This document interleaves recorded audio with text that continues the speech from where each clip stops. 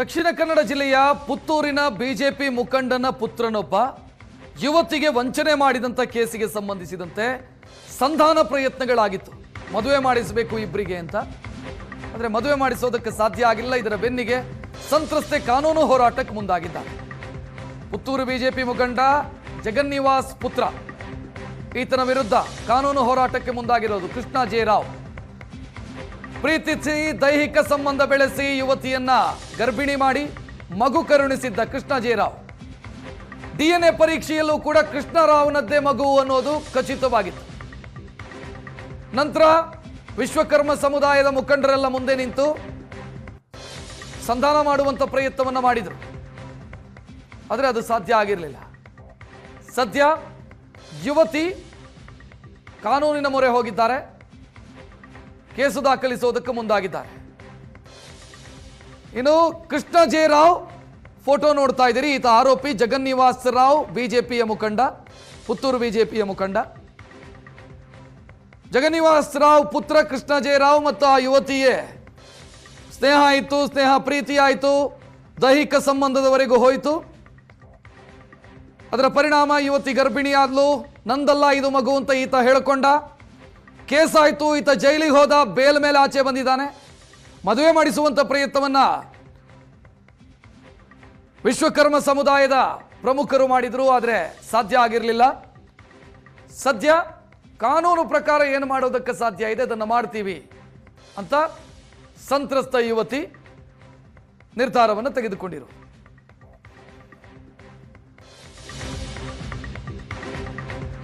ಇನ್ನವರು ಮಾತನಾಡಿದ್ದಾರೆ. ಶಿಕ್ಷೆಯಾದರೆ ಅವನಿಗೆ ಸಮಸ್ಯೆ, ಕೋರ್ಟ್ ಮಾತ್ರ ನಮ್ಮ ಆಯ್ಕೆ. ಮದುವೆಗೆ ಅವರು ಒಪ್ತಾ ಇಲ್ಲ, ಹೀಗಾಗಿ ಕಾನೂನು ಹೋರಾಟ ಅನಿವಾರ್ಯ. ಸುವರ್ಣ ನ್ಯೂಸ್ ಜೊತೆಗೆ ಸಂತ್ರಸ್ತೆ ಮತ್ತು ಸಂತ್ರಸ್ತೆಯ ತಾಯಿ ಮಾತನಾಡಿದ್ದಾರೆ.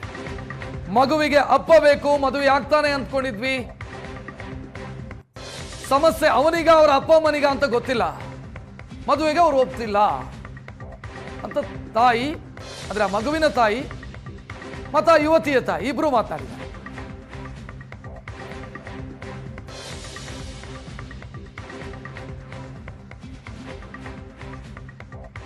ದಕ್ಷಿಣ ಕನ್ನಡ ಜಿಲ್ಲೆಯ ಪುತ್ತೂರಿನ ಬಿಜೆಪಿ ಮುಖಂಡನ ಪುತ್ರನಿಂದ ಯುವತಿಗೆ ಮಗು ಕರುಣಿಸಿದ ಪ್ರಕರಣಕ್ಕೆ ಸಂಬಂಧಪಟ್ಟಂತೆ ಈ ಬಗ್ಗೆ ಮಾತನಾಡೋದಕ್ಕೆ ಆ ಕುಟುಂಬಸ್ಥರಿದ್ದಾರೆ. ಅವರ ತಾಯಿ ಮತ್ತು ಆ ಒಂದು ಸಂತ್ರಸ್ತ ಹೆಣ್ಣುಮಗಳು ಕೂಡ ಇರುವಂಥದ್ದು ನಾನು ಮಾತನಾಡ್ತೀನಿ. ಮೇಡಮ್, ಈಗ ತುಂಬ ಸುದೀರ್ಘ ಅವಧಿಯಲ್ಲಿ ನೀವು ಒಂದು ಸಂಧಾನ ಪ್ರಕ್ರಿಯೆಗಳೆಲ್ಲ ಆಯಿತು, ಏನೆಲ್ಲ ಆಯಿತು ಮತ್ತು ಈಗ ಮುಂದೆ ನಿಮಗೆ ಹೋರಾಟ? DNA ಟೆಸ್ಟ್ ಬಂದ ನಂತರ ಓಕೆ ಕೋರ್ಟಿಗೆ ಹೋಗಿದೆ. ಇದು ಕೋರ್ಟ್ ಇನ್ನೂ ನಮಗೆ ಏನು ಬಂದಿಲ್ಲ.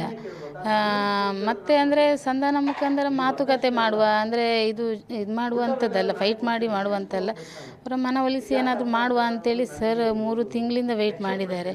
ಮಾತುಕತೆ ಆಗಿದೆ. ಮಾತುಕತೆ ಆಗುವುದೇ ಅಷ್ಟೇ ಅಲ್ಲದೆ ಅದರಲ್ಲಿ ಯಾವ ತೀರ್ಮಾನಗಳು ಬಂದಿಲ್ಲ. ಒಮ್ಮೆ ನಡುವಲ್ಲಿ ಮದುವೆ ಆಗ್ತೇವೆ ಅಂತ ಹೇಳಿದರು. ಸರಿ, ಅದರ ನಂತರ ವಾಪಸ್ ಹೀಗಾಗಿ ಮದುವೆ ಮಾತುಕತೆ ಏನಿಲ್ಲ, ನನ್ನ ಮಗ ಒಪ್ಪುತ್ತಾ ಇಲ್ಲ ಅಂತ ಒಂದೇ ಮಾತಾಡ್ತಿದ್ದಾರೆ. ಅದಕ್ಕೆ ಸರ್ ಹತ್ರ ನಾನು ಹೇಳಿದೆ, ಸಾಕು ಸರ್, ಆಲ್ರೆಡಿ ಇಷ್ಟುವರೆಗೆ 3 ತಿಂಗಳು ಕೊಟ್ಟಿದ್ದೇವೆ, ಇನ್ನು ಕಾದರೆ ಅದರಲ್ಲಿ ಏನು ಪ್ರಯೋಜನ ಏನಿಲ್ಲ, ಮಾತುಕತೆ ಮಾತ್ರ ಆಗೋದು ಕಾಣ್ತದಲ್ಲದೆ ಇಲ್ಲಿಂದ ಏನು ಪ್ರಯೋಜನ ಕಾಣ್ತಾ ಇಲ್ಲ. ಸರಿ, ಕಾನೂನು ಹೇಗೆ ನಮಗೆ ನ್ಯಾಯ ಕೊಡಿಸ್ತದೆ, ಕಾನೂನು ಮುಖಾಂತರನೇ ಹೋಗುವ, ಒಂದು ನೋಡುವ ಕೋರ್ಟಲ್ಲಿ ಏನು ನಮಗೆ ಮಗಳಿಗೆ ನ್ಯಾಯ ಸಿಗುತ್ತೆ. ಇಲ್ಲಿ ಸಿಗದಿದ್ದರೂ ಕೋರ್ಟಲ್ಲಿ ಸಿಗುತ್ತೆ, ಕಾನೂನು ಮುಖಾಂತರ ಸಿಗುತ್ತೆ ಅಂತೇಳಿ ಕಾನೂನು ಹೋರಾಟಕ್ಕೆ ಮುಂದೆ ಬಂದಿದ್ದೀರಾ. ಕಾನೂನು ಹೋರಾಟ ಮಾಡಬೇಕು. ಕಾನೂನು ಹೋರಾಟ ಅಂದಾಗ ಸಹಜವಾಗಿ ಆ ಯುವಕನಿಗೆ ಶಿಕ್ಷೆ ಆಗ್ಬೋದು ನಾಳೆ. ಅದಕ್ಕೂ ಕೂಡ ನೀವು ಪ್ರಿಪೇರ್ ಆಗಿದ್ದೀರಾ, ರೆಡಿ ಇದ್ದೀರಾ? ಅಂದರೆ ನಾವು ಹೇಳಿದ, ಅಂದರೆ ಈಗ ಶಿಕ್ಷೆ ಆದರೆ ಅವನಿಗೆ ಪ್ರಾಬ್ಲಮ್ ಆಗುತ್ತೆ. ಸೊ ಅದಕ್ಕೆ ಮದುವೆಯಾಗಿ ಇದೊಂದು ಕ್ಲೋಸ್ ಮಾಡುವ ಅಂತೇಳಿ ಸರ್ ಅಷ್ಟು ಟ್ರೈ ಮಾಡಿದ್ರು. ಸೊ ಅವರು ಒಪ್ಪಲಿಲ್ಲ ಅಂತೇಳಿದರೆ ಮತ್ತೆ ಕೋರ್ಟ್ ಥ್ರೂ ಹೋಗಬೇಕಷ್ಟೇ, ಬೇರೆ ಆಪ್ಷನ್ ಇಲ್ಲ. ಸೊ ಅವರಿಗೆ ಅದಾಗಬೇಕು. ಅಂದರೆ ಈಗ ಕೋರ್ಟ್ ಥ್ರೂ ಹೋದರೆ ಅವನಿಗೆ ಪ್ರಾಬ್ಲಮ್ ಆಗೋದು. ಸೊ ಅವ್ರು ಪ್ರಿಪೇರ್ ಆಗಬೇಕು, ನಾವಲ್ಲ. ಯಾಕಂದರೆ ಅವನಿಗೆ ಹೋಗೋದು, ನನಗೆ ಬೇಜಾರಾಗ್ತದೆ ಒಪ್ಪಿಕೊಳ್ತದೆ. ಆದರೆ ಅವರ ಅಪ್ಪ ಅಮ್ಮ ಅದನ್ನು ಯೋಚನೆ ಮಾಡಬೇಕು, ಅವನಿಗೆ ಹಾಗೆಲ್ಲ ಆಗ್ತದೆ ಅಂತ. ಅಷ್ಟೆಲ್ಲ ಆದಾಗ, ಸಂಧಾನಕ್ಕೆ ಒಪ್ತಾ ಇಲ್ಲ, ಮತ್ತೊಂದು ಮಗದೊಂದೆಲ್ಲ ಆದಾಗ ಆ ಹುಡುಗನ ಜೊತೆಗೆ ಬಾಳುವಂಥ ಧೈರ್ಯ ನಿಮಗಿತ್ತ? ಮಗುಗೆ ಒಂದು ಅಪ್ಪ ಬೇಕಲ್ಲ, ಅದಕ್ಕಾದ ಅಂದರೆ ನಾವಿಷ್ಟು ಪ್ರೀತಿ ಮಾಡಿದ ಲೆಕ್ಕದಲ್ಲಿ ಅಂದರೆ ಅವನು ಇಷ್ಟು ಚೇಂಜ್ ಆಗ್ತಾನೆ ನನಗೆ ಗೊತ್ತಿಲ್ಲ ಇತ್ತು. ಸೊ ನಾನೊಂದು ಥಿಂಕ್ ಮಾಡಿದೆ, ಅಂದರೆ ಮದುವೆ ಆದ ಮೇಲೆ ಸರಿ ಆಗ್ಬೋದೇನು, ಅವನು ಚೇಂಜ್ ಆಗುವನೇನು ಅಂತೇಳಿ ಥಿಂಕಲ್ಲೇ ಎಷ್ಟು ಟೈಮ್ ನಾವು ಮದುವೆಗೆ ಒಪ್ಪಿಕೊಳ್ಳುವ ಅಂತ ಇದ್ದದ್ದು. ನಿಮ್ಗೆ ಅನಿಸ್ತಾ ಇದೆ ಅಂದರೆ ಹುಡುಗನಿಗೆ ಬೇರೆ ಯಾವುದಾದ್ರೂ ಒತ್ತಡಗಳಿರ್ಬೋದು, ಅಂದರೆ ಹುಡುಗನಿಗೆ ಇಚ್ಛೆ ಇದ್ದರೂ ಕೂಡ ಕುಟುಂಬದವರು ಏನಾದರೂ ಒಪ್ತಾ ಇಲ್ವಾ, ಆ ರೀತಿಯದ್ದೇನಾದರೂ?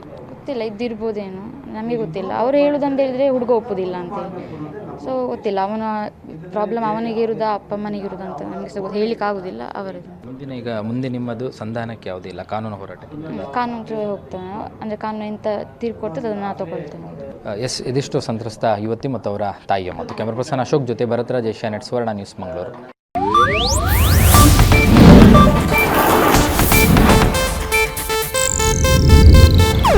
ಇದು ಏಷ್ಯಾನೆಟ್ ನ್ಯೂಸ್ ನೆಟ್ವರ್ಕ್ ಪ್ರಸ್ತುತಿ.